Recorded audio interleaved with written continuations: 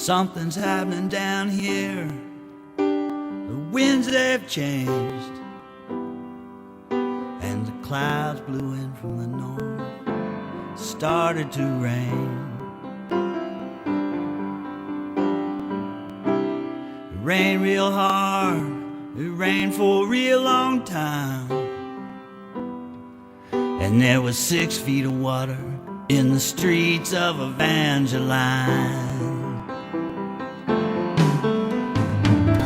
River rose all day, you know the river rose all night. Some people got lost in the flood, well, some people got away all right. You know that river, it broke through way down there in West Plaquemine. And there was 6 feet of water in the streets of Evangeline. In Louisiana, Louisiana, they're trying to wash us away. They're trying to wash us away. In Louisiana, Louisiana, they're trying to wash us away. They're trying to wash us away. President Coolidge, he come down here on a railroad train. He brought a little man with a notepad in his hand. President said, "Hey little man, you know, ain't it a shame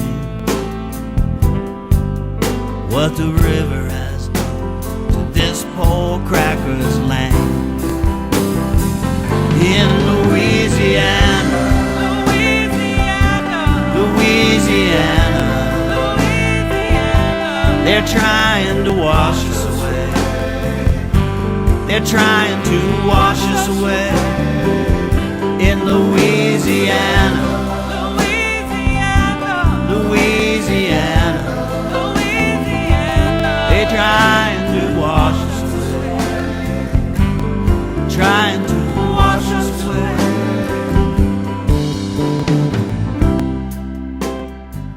We stayed there for about 8 months, and then we returned back home.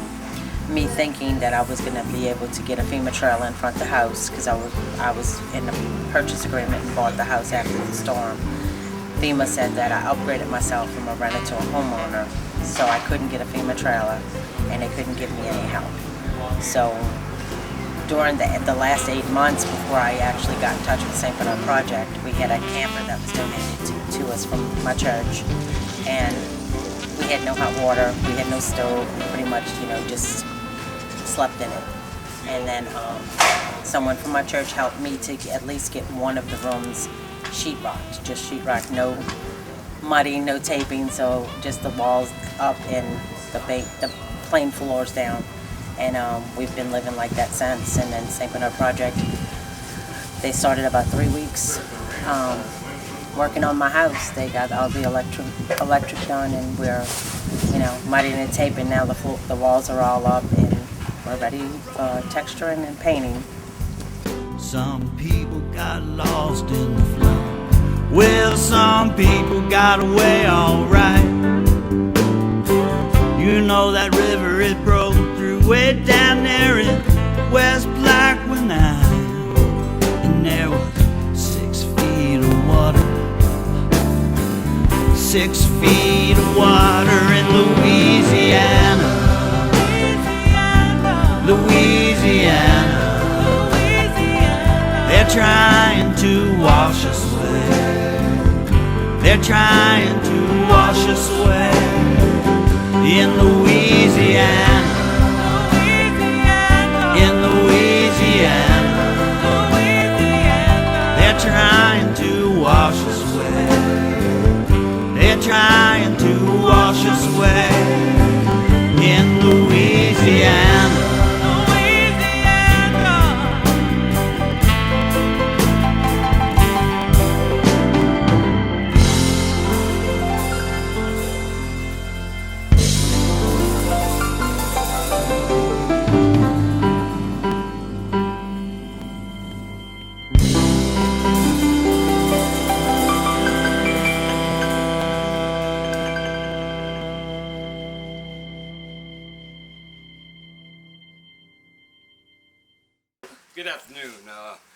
is Ronald LeBlanc, and I am a 2004 Katrina survivor. And I'd like to share a little of my story of what me and my wife and my dogs and family went through during December 28th, 2004. Short production operator. We go through a lot of safety training, but all the training in the world couldn't have prepared me for what I was about to go through. That was it. And that evening, I was watching TV and until we started losing communications. As the storm got closer, the weather started deteriorating. A lot of rain, a lot of winds. I mean, yeah. And I remember sitting in my dining room area. My wife was laying in the bed, and her and the little dog was in the bed, and I was at the kitchen table. My big dogs, I had put them in the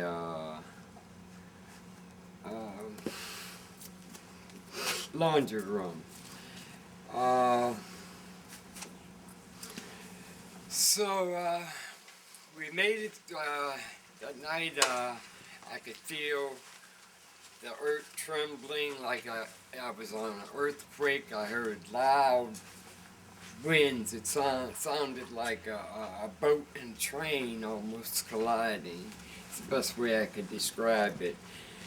And I could, like I said, I could feel the floors vibrating, and it looked like, you know, the room was just about ready to explode. And then everything got real calm. I mean, you could still hear little objects flying outside, but the rain had stopped, the winds had died down, and tremendously they died down. And I remember looking around the house, and something told me to go outside and check the perimeter of the house. If you notice down here, I looked, and I was so amazed, and I remember thinking to myself that this was incredible, that not a brick was out of place, not a window broke, and not a brick out of place, which amazed me. And just as I thought, well, that wasn't so bad, I had made a turn to go back inside to tell my wife. Well, as I made my turn to go back in, that's when I noticed the shock of my life. I saw a wave that was at least 20 to 25 feet high. At the top of that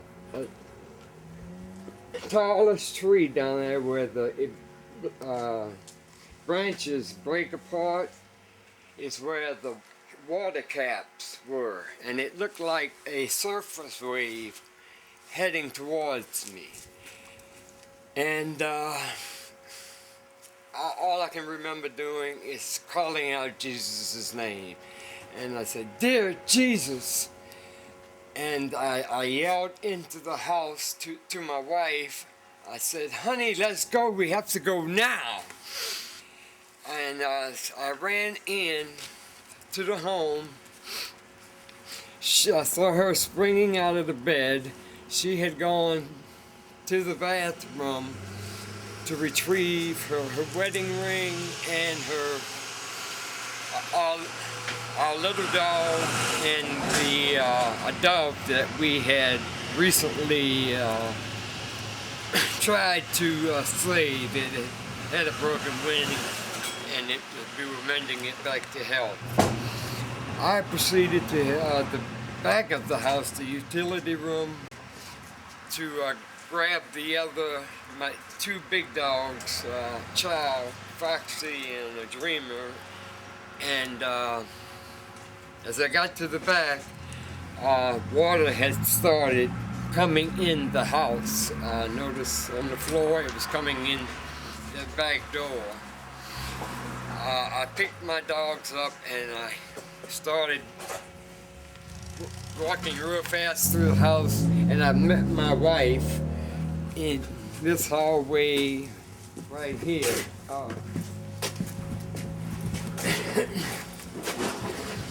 Right about the middle there is where we met, and